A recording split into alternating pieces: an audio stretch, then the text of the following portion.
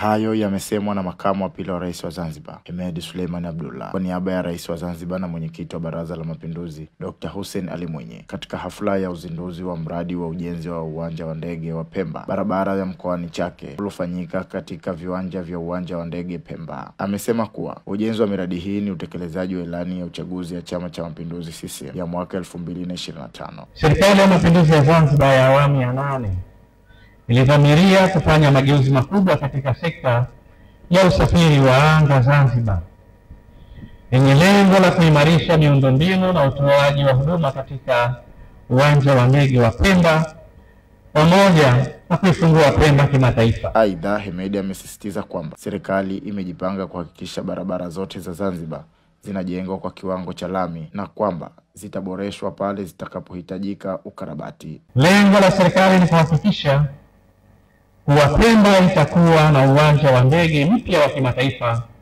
ambao utaifungua Pemba kimataifa kwa kukuza utalii, uwekezaji na biashara.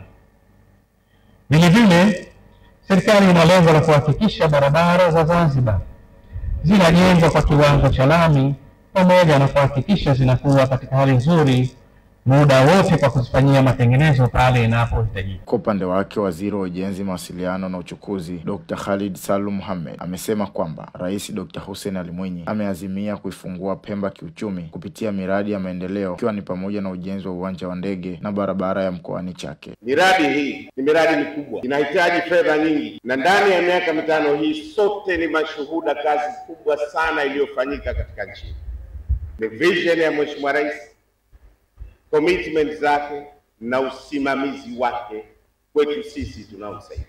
Kwa mujibu wa katibu mkuu wa Wizara ya Ujenzi, Mawasiliano na Uchukuzi, Dr. Habiba Hassan Omar, amesema utekelezaji wa mradi wa ujenzi wa uwanja wa ndege wa Pemba umeanza rasmi mwezi Novemba 2024 na unatarajiwa kumalizika ndani ya miezi 36. Mradi huu utaharimu euro milioni 170 na utahusisha ujenzi wa jengo jipya la abiria lenye uwezo wa kuhudumu abiria 300,000. Jumla ya bilioni 15,154,43,730 zimeingizwa kwa malipo na tayari bilioni 14,18,688 zimeshatumika kwa kuwalipa wananchi wapatao 1,011 wanaomiliki nyumba, miti na vipando.